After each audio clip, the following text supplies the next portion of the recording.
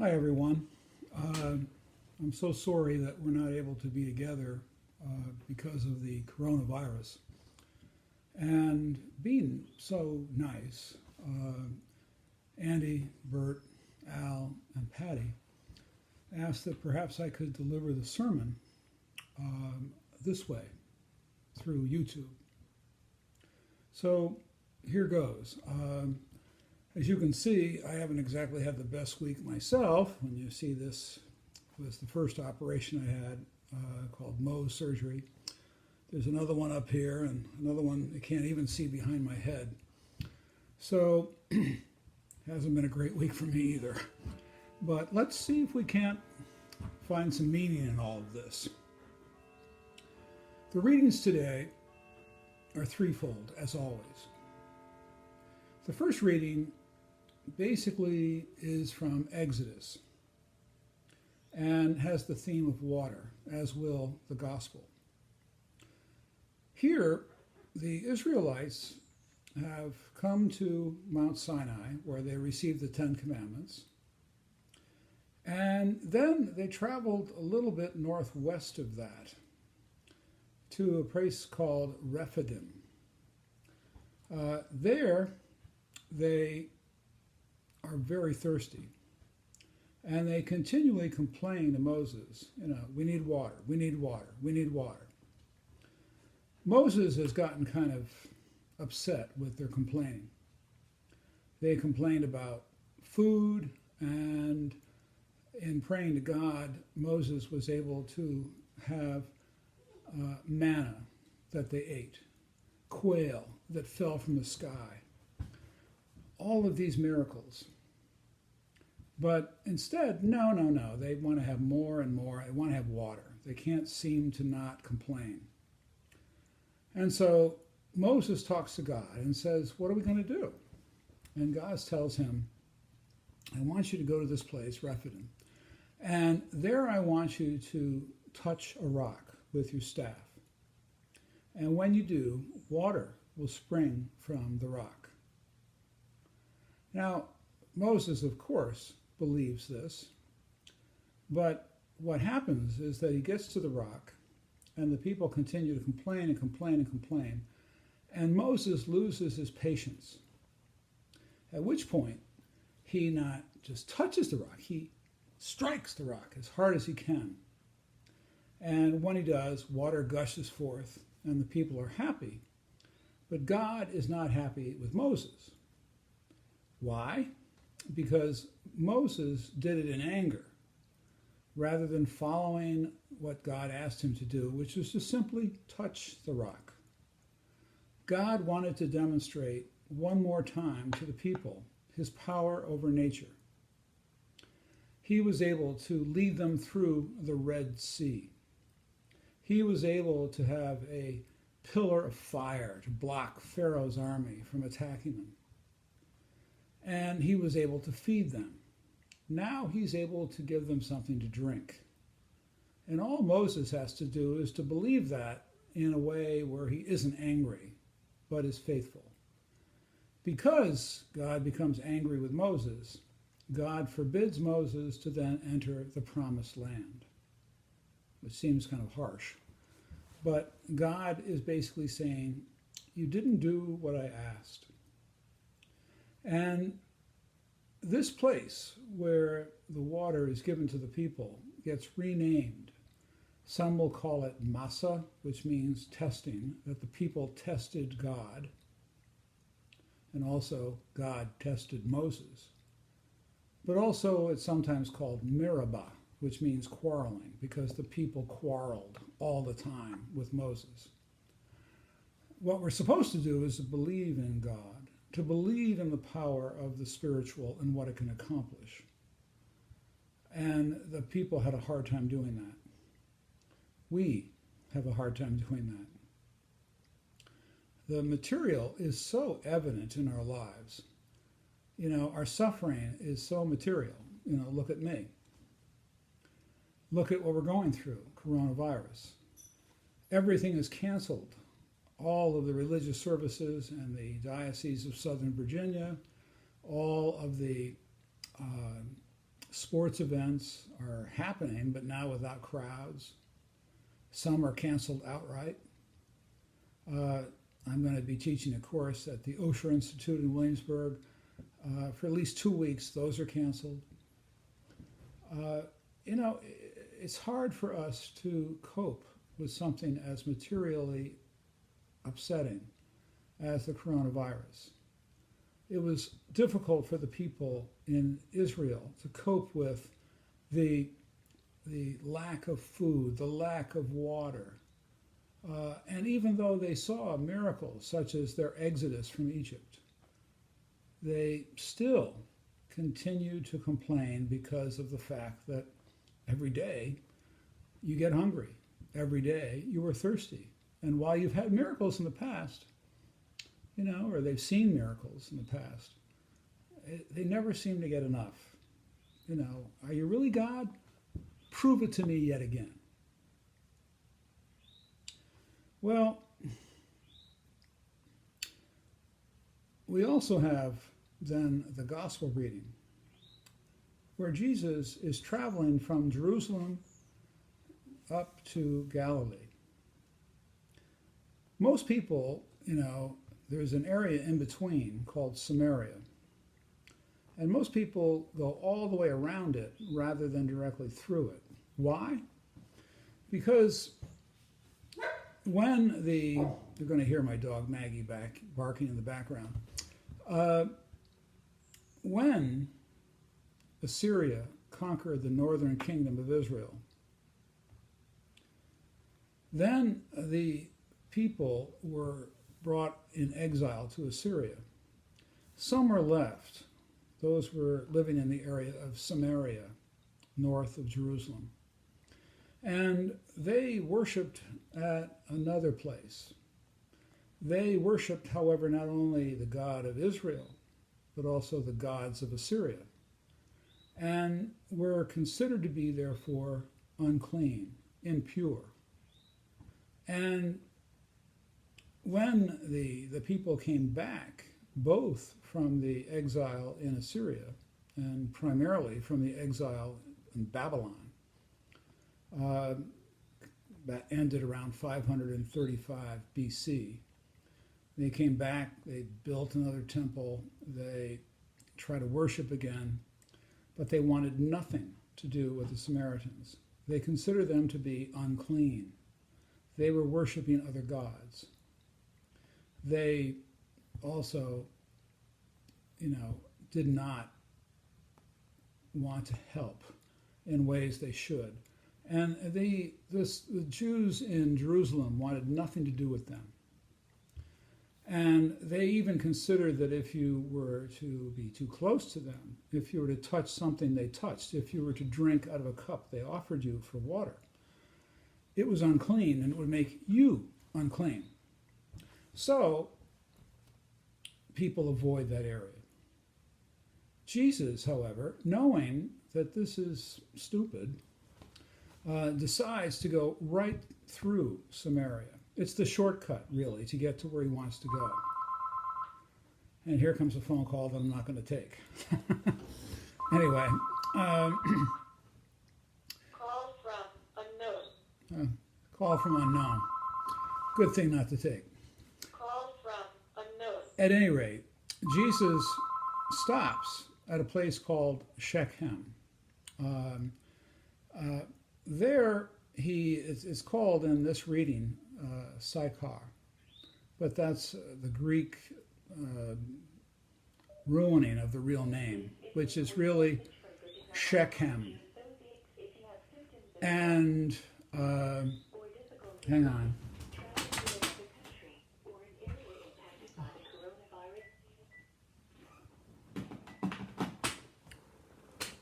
I guess this is the disadvantage of trying to do this from home. But at any rate, go back to the story. He comes to this place called Shechem, which is the real name of the town. Sychar is a Greek kind of mixing up of the name, but it's really Shechem. There is a well a well that Jacob had given to his son Joseph. And people would draw water from the well, which came not from the ground per se, but from whenever it rained. But apparently it must have rained there enough that people would come from the town of Shechem different times during the day, usually in the morning and the evening, to draw water. This woman has come to the well at the 6th hour, that is around noon. And she's done that because she's not got a great reputation. We'll learn from Jesus that she has had 5 husbands, and she's currently living with someone who isn't her husband. So she does not want to get the criticism, the stares from the people. And so she comes to the well to draw water for herself and for her family when no one else is around. But Jesus is around. Jesus is drinking from the well. He wants to drink from the well, and he asks her for a drink. Now, this is just not done.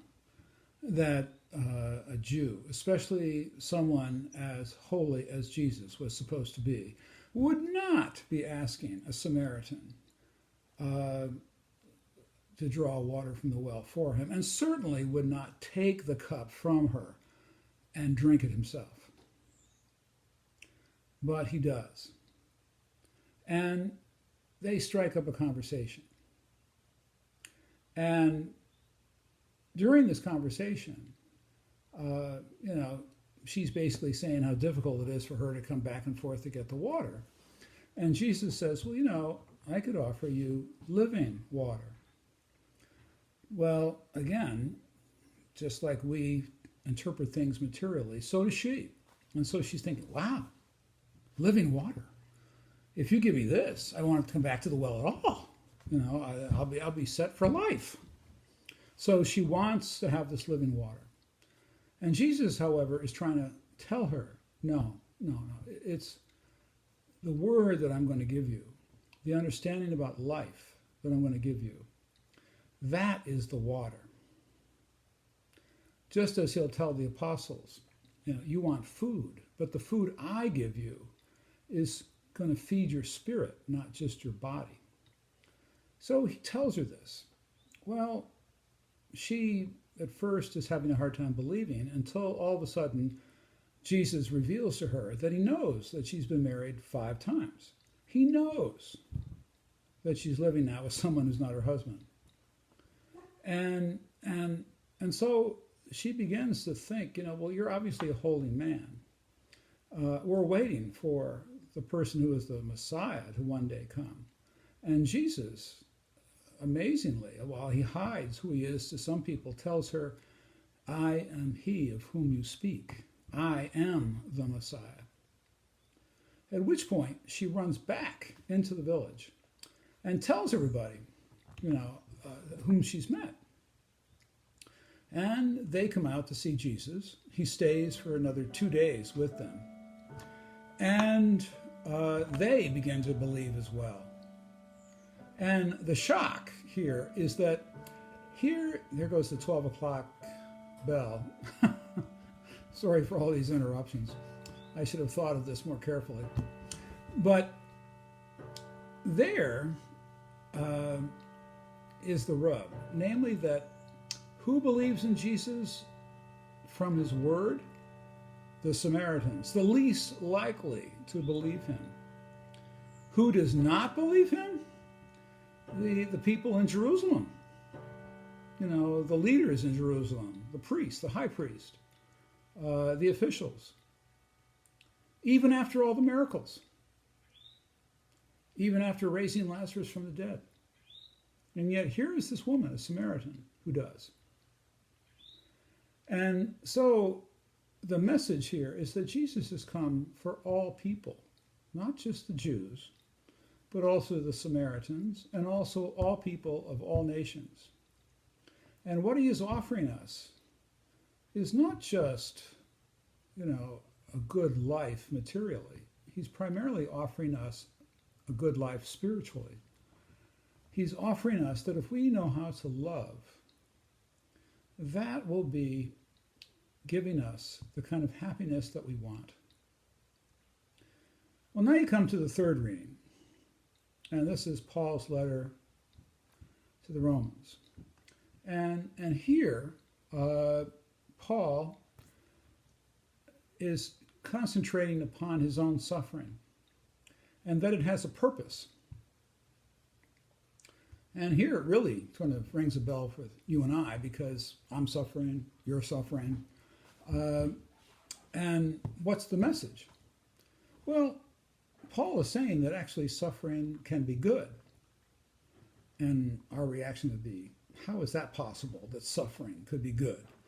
And Paul gives us this formula, that suffering leads to perseverance, endurance, and that endurance leads to character, and character leads to hope. What does he mean by that?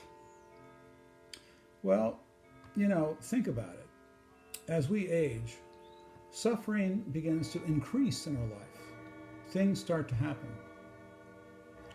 You're seeing some evidence of it with me, but certainly I'll be 74 in May. Who knows whether I'll live to be 84. But, as we age, one thing after another begins to happen to us. And suffering begins to increase in our lifetime. Hopefully we won't contract coronavirus. Hopefully we won't die from coronavirus if we contract it. But life is limited. And so suffering, number one, what does it give us?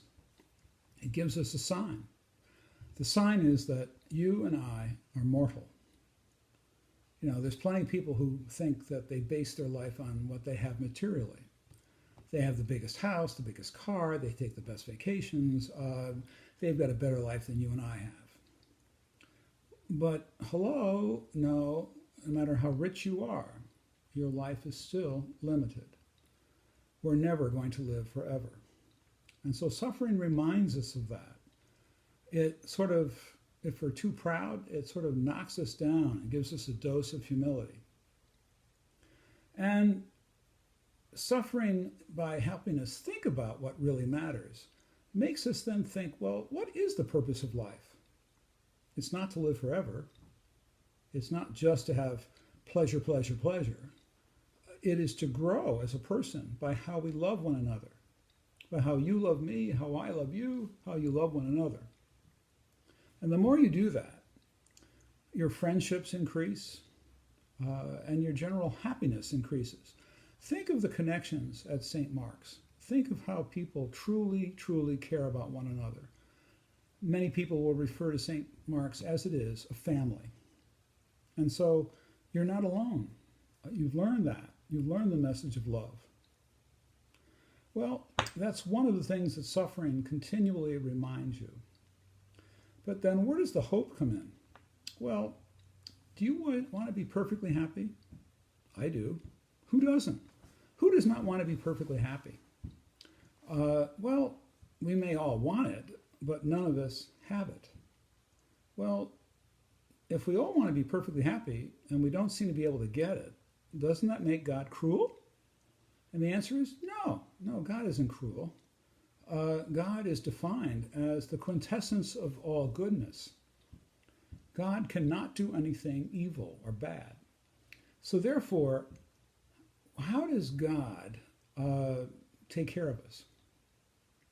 Well, logically, if we can't be perfectly happy here, there must be a way in which God will enable us to be perfectly happy.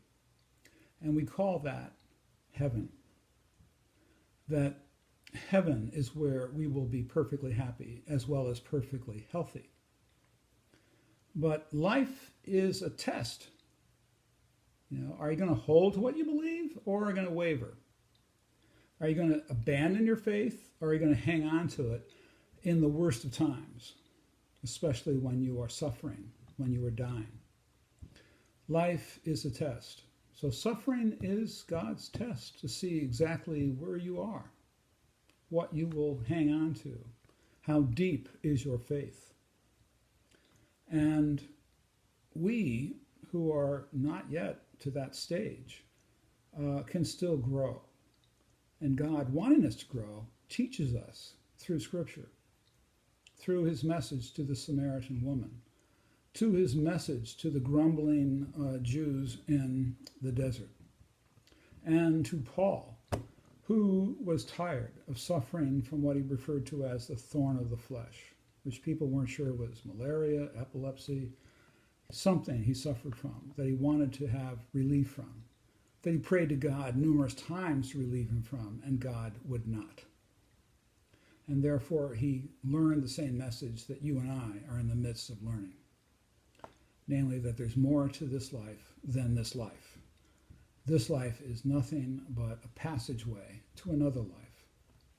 And so by learning from suffering what the true meaning of life is, what really gives you happiness, by then seeking that, the bread that never goes stale, the water that is always living and refreshing for us, the spiritual word that we get through the Bible, through listening to sermons about the Bible, that is how we grow.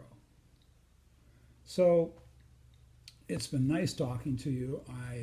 Sorry for the dog and the phone and the chimes, but that's part of life. And I'm missing you, but I will be thinking of and praying for you, as I certainly hope you do for me. Amen.